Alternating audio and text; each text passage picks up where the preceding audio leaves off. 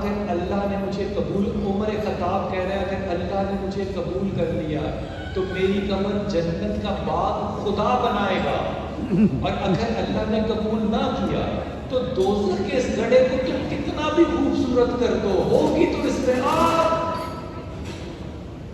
میرا یقین نہیں مجھے آتا، اس بات پہ یقین کریں۔ میں اپنی پیاری بچیوں سے اور بہنوں سے کہہ رہا ہوں کہ کتنی عجیب بات ہے، ہم حجاب اللہ کے لیے پڑھتے ہیں، نماز اللہ کے لیے پڑھتے ہیں، روزہ اللہ کے لیے رکھتے ہیں، حج اللہ کے لیے کرتے ہیں، کوئی منطق نہیں ان چیزوں کو کرنے میں، کوئی منطق نہیں ہے۔ اللہ نے کہا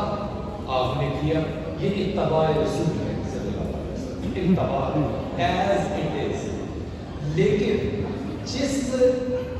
جگہ پر آپ نے جا کے اللہ کو سجدہ کرنا ہے، جہاں پہ آپ کے ان بچوں کی جو اسم شور کر رہے ہیں ان کی تربیت ہوتی ہے، جہاں آپ کی بیویاں چاہیں گی کہ ان کے بیٹے جائیں اور جمعہ ضرور ادا کریں، باقی نماز چاہے نہ پڑھ رہے ہوں، عید پہ جہاں آپ نے ضرور اکٹھے ہو کے خوشیاں بانٹنی ہے، اگر وہ گھر آپ کے لیے اتنا مختصر ہے کہ آپ سے مانگنا پڑ رہا ہے، تو خدا کی قسم کھا کے کہہ رہا ہوں میں اس بات کو حیا نہیں سمجھتا۔ جس کے پیچھے آپ نے نماز پڑھنی ہے نا، جس نے آپ کے بچوں اور بیٹیوں کے نکاح پڑھنے ہیں، جہاں آپ نے جا کے سجدہ کرنا ہے، وہ شخص اگر آپ سے آ کے مانگ رہا ہے اور وہ بھی خدا کے واسطے، تو یقین کیجئے میری بچیوں، میری بہنوں، میرے بھائیوں، میرے بزرگوں، میرے میں یقیناً کوئی غلطی ہے، اس کو مجھ تک نہیں پہنچنا چاہیے۔ اگر آج میں اپنے مال کو صحیح جگہ خرچ کرنے کے قابل ہوتا ذہنی طور پہ، تو آج کوئی بیٹی بن بیاہی نہ ہوتی، آج کوئی غریب بھوکا نہ ہوتا، آج کوئی مسجد والا یہاں کھڑا ہو کے آپ سے پیسے نہ مانگا، وہ مسجد بن چکی ہوگی۔ میرا اس دن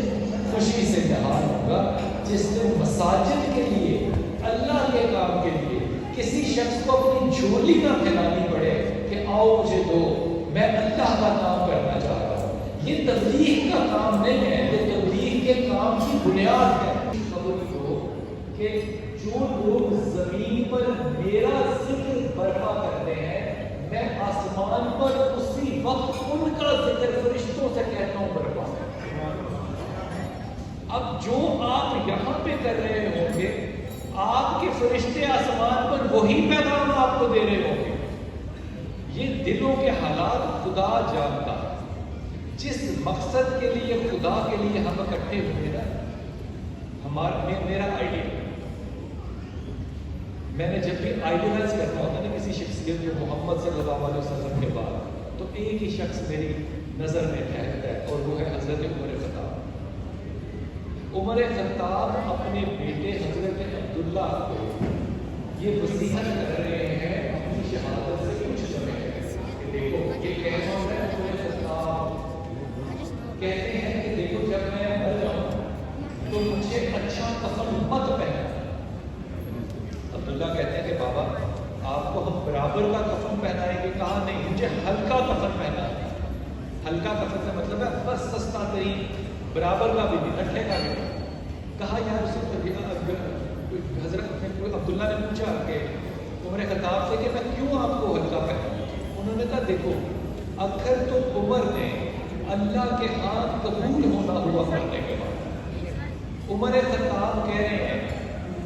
اگر تو اللہ کے ہاں میں نے قبول ہونا ہو تو اللہ مجھے اپنا لباس جبرائیل کے ہاتھ خود بھجوائے، اور اگر میں نے قبول نہ ہونا ہو تو تم اپنے دنیا کا مال مجھ جیسے شخص پہ کیوں خرچ کرو گے؟ یہ عمر ہے، آپ نے اپنے مال کو کہاں خرچ کرنا ہے؟ آپ نے اپنے مال کو اس کفن میں بھی نہیں خرچ کرنا جو کہ عمر خطاب ہے۔ پھر کہا کہ مجھے جب لے کر جانا تو جلدی لے کر جانا۔ پھر اس کا جواب دیا، کہا اس لیے جلدی لے کر جانا کہ اگر میں بخشا گیا، اگر اللہ نے مجھے قبول کر لیا تو تم اگر آہستہ چلو گے تو تم میرے اور میرے خدا کے درمیان حائل ہو جاؤ گے، اور اگر اللہ نے مجھے نہ بخشنا ہوا تو پھر مجھ جیسے گناہگار کا بوجھ تمہارے کندھوں پہ زیادہ دیر کیوں رکھے؟ یہ عمر خطاب، حضرت عمر خطاب کہہ رہے ہیں۔ پھر آخری بات یہ کی، میری قبر کو ہلکا بنا، کچا بس ختم کرتے ہیں، ڈال کے مجھے مٹی ڈال کے رات کو دربار کے لیے بہت سارا معاملہ دیکھ کر اور چندہ مانگتے ان کا اکٹھا کرتے ہوئے آیا۔ میں نے 2 لوگوں کو پاکستان میں بہت ہی جینون کام کرتے ہوئے دیکھا ہے، باقی میں کسی کی قسم نہیں کھا سکتا، میں یہ نہیں کہتا کہ وہ لوگ موجود ہی نہیں ہیں پاکستان میں جو لوگ یہاں پہ موجود ہیں، میں ایمانداری سے کہتا ہوں۔ ایک فوج کام کر رہی ہے بے انتہا، اور اس کے پاس وسائل ہے کام کرنے کے، وہ ڈیپ ڈاؤن پانی میں جا سکتے ہیں۔ دوسرے الخدمت یہ کام کرتے ہیں، اور الخدمت جو کام کر رہی ہے میرے خیال میں وہ آخر پاک فوج سے زیادہ نہیں ہے تو کم از کم شانہ بشانہ ضرور ہے۔ اس لیے میں بڑی ایمانداری سے آپ کو کہتا ہوں کہ جب بھی آپ کہیں پہ اپنا مال لگانا چاہیں تو یہ ضرور دیکھا کیجیے گا کہ اس کے پیچھے جو لوگ کھڑے ہیں، جو حضرات کھڑے ہیں، ان کا نظریہ اور ان کی زندگی کیسی ہے۔ یہ بات میں آپ سے اس لیے کہہ رہا ہوں کہ جو شخص جیل میں تھا، مولانا مودودی کا ذکر کر رہا ہوں، جیل میں ہوتے ہوئے جو انہوں نے تفسیر قرآن جب لکھی، جب قرآن، تو کردار دیکھیے مولانا کا کہ انہوں نے دیباچے میں شکریہ ادا کیا اس شخص کا جس نے ان کو جیل میں ڈالا